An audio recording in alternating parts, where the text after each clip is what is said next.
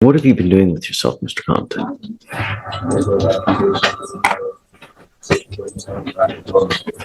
You come in here, you're smacking gum, in shorts, disheveled. Where do you live? Who with? My ex, ATs.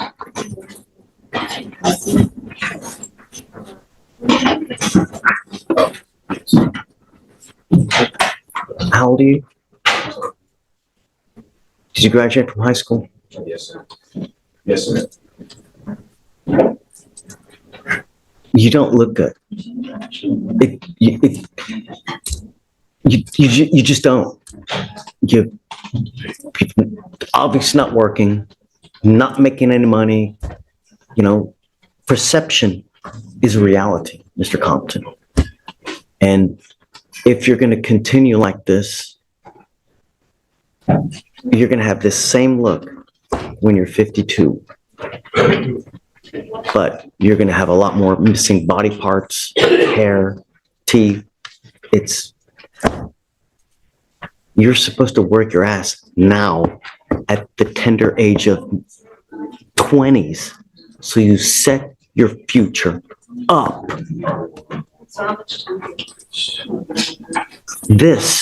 Something else is going on and we don't know what it is. I'm sending you for a drug test right now. This is a classic Judge Boyd moment. Firm, uncompromising, but still with a glimmer of hope. By ordering a drug test on the spot, the judge isn't just making a point. He's giving Mr. Compton an ultimatum. Either prove you're clean or face a bond so high it'll crush any illusion of freedom. It's tough love in real time. But here's the bigger picture. The judge is trying to stop this young man from becoming another sad statistic of wasted potential. Let me ask you, do you think this kind of tough approach actually helps someone turn their life around? Or is it pushing them further away? Drop your thoughts in the comments. I want to know what, if anything, is in your system, first and foremost. If you failed to go, if you failed to take a test, I'm going to make your bond so high. We're going to figure out what's going on with you, because as it stands now, it just doesn't look good and you're going nowhere in life. And I'm going to do everything in my power to try to turn that around. Do you understand, Mr. Compton? The way that you've been conducting yourself, the way you look, it's not a good look. And you will become yet another statistic of the system. The system failed me. I will refuse to let the system fail you, and I will do everything in my power to prevent it from doing so. Do you understand? First and foremost, I'm sending you for a drug test. You must come right back. You are not allowed to just smoke weed and do nothing. Do you understand, Mr. Compton? You are still testing positive, and the next time you test positive, you will stay with me. Tell me, what have you done since the first time we've met 40 days ago that you've bettered yourself? What? Prove it. Yeah, Judge. He showed me his Indeed app. He's got, he's probably talked to 10 plus employers. How many interviews have you had? I definitely think I'll check. When is the last time you put in an application? Into who? Can you look at his phone, Judge, at the bench? Sure. Okay. So let's do this. Well, I'd like you to just...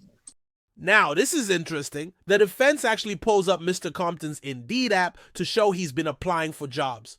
On paper, over 100 applications sounds impressive, but the judge isn't buying empty numbers. He wants interviews, proof, and real effort. Applications mean nothing if you're not following through. And this raises an important question. How many of us know someone who claims they're trying but never quite moves past excuses? Judge Boyd is cutting through the fog and demanding evidence, not just talk.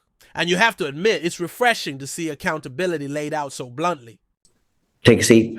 How many applications has he put in? How many dates has he done it with? And I'd like a full breakdown of what he's done in the last 40 days. Okay. You know, just other than just smoke weed, what has he done? Okay, talked to Mr. Compton, looked at his Indeed app. So actually 10-3, before he came to court, he'd applied to Wendy's, and they're in the process of rescheduling that interview. 1012, he applied to Truth Barbecue and Whataburger. 1019 applied to Food Market, Panera, Leaf and Grain. 1025 applications to Domino's and Einstein Brothers. Do you not try to like Amazon or Starbucks? Oh, well, he has experience in the food service industry, so he's trying So to do what? anything with. Why don't you try with? You have to set lofty goals, right? You set your vision high. Go for the gusto. Go for the gold. Don't settle for down here. There are companies that are starting out $15, $19, $20 an hour. That's what you want because that's where you're going to make money. It's fast food. While it is, yes, it is a job. It's not the best thing out there. Set loftier goals for yourself. Start at Starbucks. Go to Amazon. They kill with, if you can get a job there, you're making 15, 17 bucks an hour and you get great health insurance. That's where you need to start. It's great that you're doing here. Go for loftier goals. When you leave here today.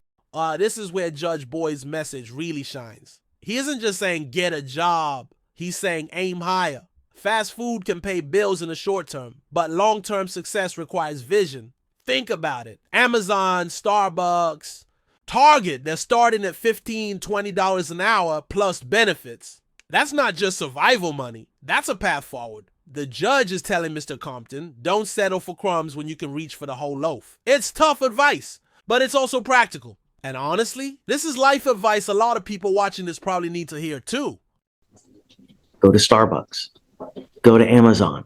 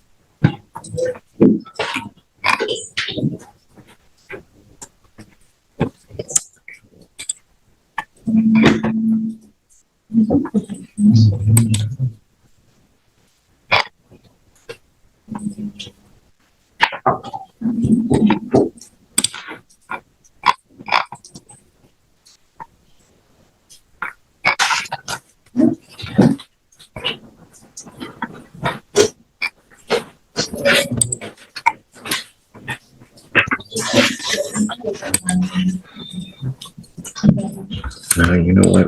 Let me put this.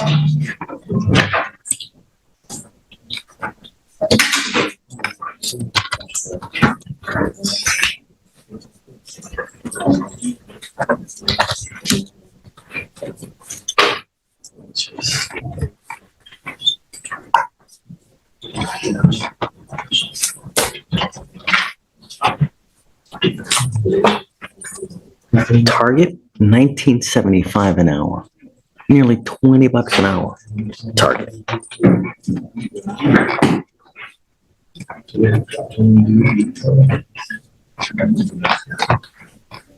Here, I'm gonna see if I can print this out. See if I can do that. I don't know if I can. The effort is there, Judge. While the effort's good, it could be better. You need to go to better places. I'm going to try to print stuff out. On your phone, you need to Google highest. Wow, This might be one of the most brutally honest moments of the entire hearing. Judge Boyd lays out the truth. Perception is reality. If you walk into an interview looking unkempt, smelling bad, or acting like you don't care, you've already lost before saying a word. It's harsh, but absolutely accurate. Employers don't just hire skills, they hire presentation, reliability, and trust. And let's be real, how you carry yourself in court is often how you carry yourself in life. What do you think? Was the judge being too harsh here? Or was this the kind of reality check Mr. Compton desperately needed? Paying hourly jobs. And that's where you start your search. And when you go to an interview, how do you look when you go to an interview? Do you look like this? What do you do? Okay. Perception is reality. If you look like a thug, they're going to treat you like a thug. You're coming to court, and look how you dress when you come to court. You're supposed to be better than that. If you come to me like this here and we're a judge and this is jails right there, that tells me that you have absolutely no respect. Are you dressing the same way with trying to get a job? If you are, it's not going to happen. You take a shower, you comb your hair, you shave, you put on nice clothes, you try to talk well, because that's who's interviewing you. Smell good, because if you go in there and you smell like a small farm animal, it's not going to go well. This is what you need to do to get a job. And this is what you do to get a good job, because that's how you get a job where you can move up in the world. When you apply at like a Burger King and McDonald's, there's no advancement. That's what you want. You understand? Perception is reality. So when you go there, you need to look like you're gold, and then they're going to hire you. This, you'll get nowhere in life. I'm bringing you back in another 2 weeks. I want to see what you've done. Start with lofty goals. Starbucks, Target, Amazon. Do you understand? Make me proud. Come on, Mr. Compton. You can do it. All right. Hey, Judge. Oh, Mr. Ford. George Ford. Hey, man, what's with the banging? What's with the banging? You know, the thing is that you're hungry, you're banging, you're using more energy. You're going to make yourself more hangry. I'm sorry. No? You're hangry, as they say, like my 2-year-old kid. Yet he still won't eat.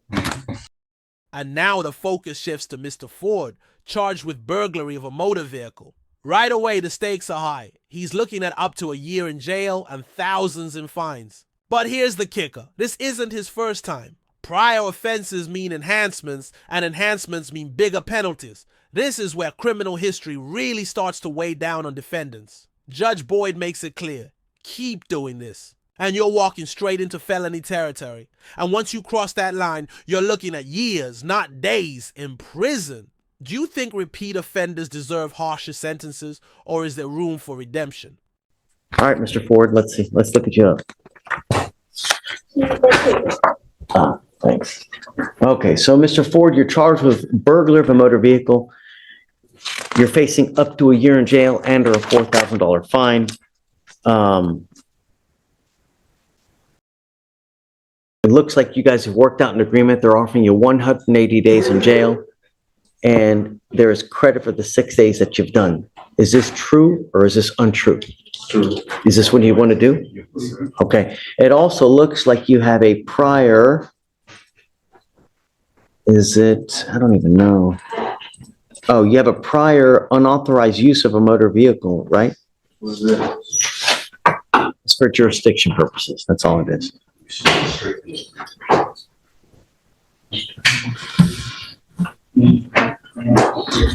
I mean, what the heck is this? Did you see the enhancement?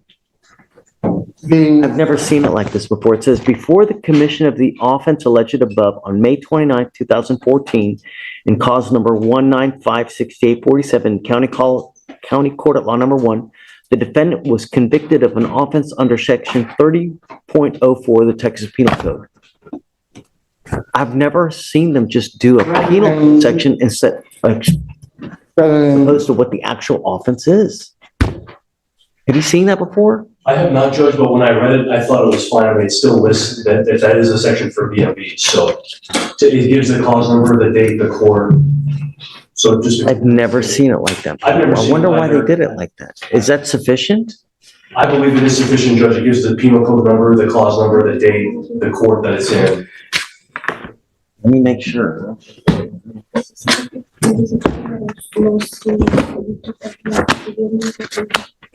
This is a big deal, Mr. Ford, because you got to understand that you can only have a certain number of BMVs, burglary for motor vehicles. That one. But the problem is that if you continue to do it, they can enhance you to a felony. And then you're looking at years instead of days. The more BMVs you have, when you hit a certain one, then it's a felony. It used to be 4. Is it now? I think it's now 3, right? I believe so, Judge. Let me make sure, because now with this one, this now makes 2. Your next one, you're looking at a serious felony. Well, I hope not, but you got to know what you're facing, because, forewarned is fair warned. You got to be on notice of it. I'm aware.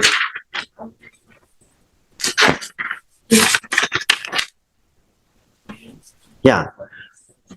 30.04 is burglary of a motor vehicle. Right. Okay. So is it true that you had the prior BMV, right? Okay. So you're giving up a lot of rights by entering this agreement, Mr. Ford. You give up the right to a trial, the right to compel witnesses to testify on your behalf, confront, cross-examine your accusers.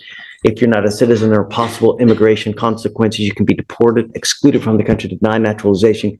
You give up the right to appeal. So remember. Ow, this is the legal hammer coming down. The judge is spelling it out. Rights waived, deals locked in, and consequences looming if Ford slips up again. And the warning couldn't be clearer. One more burglary and he's facing felony time. It's a sobering reminder of how quickly misdemeanors can snowball into life-changing charges. Notice how carefully the judge explains the rights Mr. Ford is giving up. That's not just procedure, it's protection. Later, no one can claim they didn't know what they signed away. This is why courtroom detail matters. Every word has weight. After today, you ever pick up another BMV, you're looking at a lot of time in prison. Do you understand? Yes, sir. How do you plead to the offense of this case? Guilty or not guilty? Yes. I will find you guilty. I will send it you to the agreement. I'll roll your court costs so you won't owe anything. True to both enhancements. And good luck to Mr. Ford. We're going to get you down quick so you can go eat, okay? Just so that in open court, the defendant knows, there is a felony. The felony prosecutors are reviewing it to see if they're going to be dismissing it. He does have court up there in 3 days, Okay. and possibly dismissal, they're going to consider it. Is it another car case? It's an evading with previous, Judge, evading on foot with previous. So See, same thing here. With the prior evading, the prior evading you had, now this new one, boom, you get hit with a felony charge. Same thing now with the BMV. You got to watch out. Okay? All right. Good luck. All right. Mr. Keene, Yes, Your Honor. can you hear me? I can. Can you hear me, Judge? Gotcha. Hello. Now here's another powerful moment. Mr. Keene is given strict bond conditions. No drugs, no weapons, no contact with witnesses, and stay in school full time. But the warning comes with vivid imagery. If that ice breaks, your butt will freeze. Classic Judge Boyd. Part tough talk, part humor, but dead serious underneath. The judge isn't just trying to punish. He's trying to prevent permanent brain damage, psychosis, or a criminal record that could ruin a life before it even starts. It's a reminder that these hearings aren't about one day in court. They're about the next 10, 20, or 50 years of someone's future. Clear. All right. We sent him for a drug test. What did he, if anything, did he test positive for? He had the THC. Is that it? Yes. All right. No more. I will test you 40 days from today. I'm making it a condition of your bond that you're not to use marijuana at all. Do you understand? Yes or no? If you use today, again, and I don't care if you come in here, tell me that you were in a car and everybody else was smoking, whatever the excuse may be. If I test you again, you test positive, I will put you in jail. Do you understand? You are to stay in school full time and graduate as well. You're not to have any contact with the complaining witness on this case, and not to be in possession of weapons, and not to go within 200 feet of where they live or where they work. If I find that you have any contact with them, you got any weapons, you pick up a new case, likewise, I will put you in jail. I will protect every person of Harris County, no matter who's in front of me. You understand? You're walking on thin ice. If that ice breaks, your butt will freeze. It is your responsibility to stay in touch with counsel. He's here online, if you can see. If he tells me he can't get a hold of you because you're playing games, likewise, I will revoke your bond. So what we're going to do, Mr. Keene, is we will set this case over for about 40 days, a little bit over.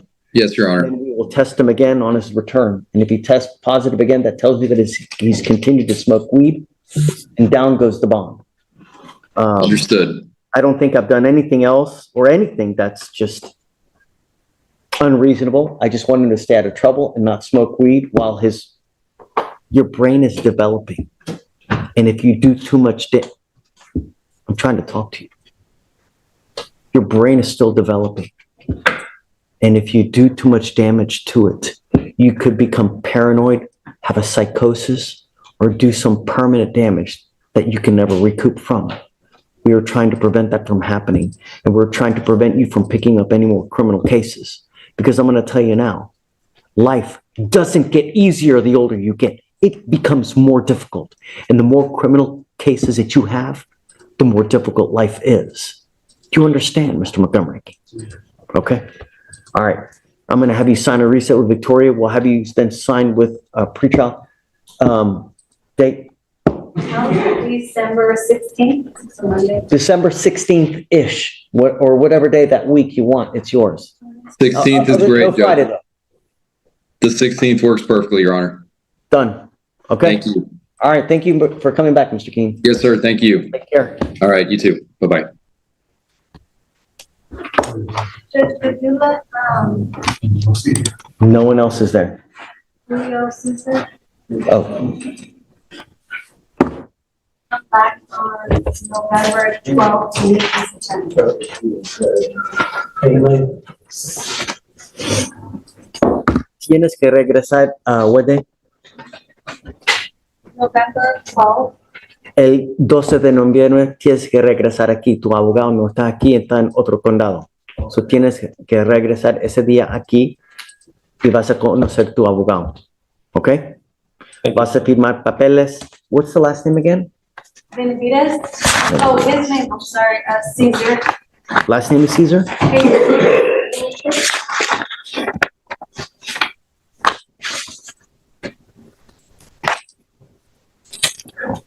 Did we do conditions on Mr. Caesar? He was THA today.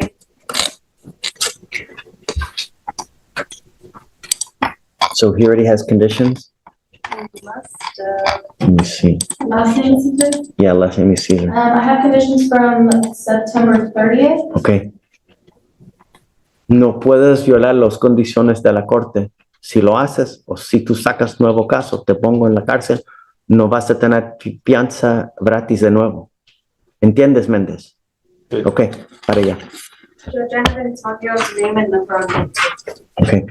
Tu abogado va a estar ahí y lo van a poner en el círculo ahí para que tú lo puedes llamar si quieres. Ready? Just a minute. I was just appointed to Mr. Leha, who's in custody. He's set for a bail review. It looks like he's got two previous bond forfeitures. Yeah. I don't think he can make any bail, but I'll ask since I'm up here, would the court consider reducing his bail? Yeah, sure. Okay. I'm not going to give him a PR bond because he doesn't come back, but I'll certainly reduce it. Okay, I plan to reset him to just Thursday. What do you want? Can it be 1,000? Sure. 1,002? It'll be 1,002. Okay. But,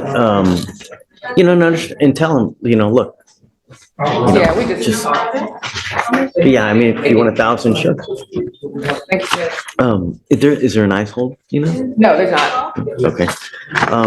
If he makes bond, please let him know that he's gotta, No. yeah, okay. Leha, 1,002, please. Okay. Thank you, Judge. Yes, ma'am. Thanks. And that brings us to the end of today's docket, a roller coaster of second chances, sharp warnings, and legal reality checks. We saw Judge Boyd push Mr. Compton to aim higher, call out the dangers of appearances, and demand accountability. We saw Mr. Ford face the weight of repeat charges, and Mr. Keene walk a thin line under strict conditions. Through it all, the theme stayed the same. Accountability, responsibility, and opportunity. These hearings show us just how fine the line is between freedom and prison, growth and failure. If you found this case as shocking and thought-provoking, as we did, make sure to hit that like button, share your thoughts in the comments, and don't forget to subscribe for more jaw-dropping courtroom breakdowns. Until next time, stay sharp, stay curious, and stay tuned.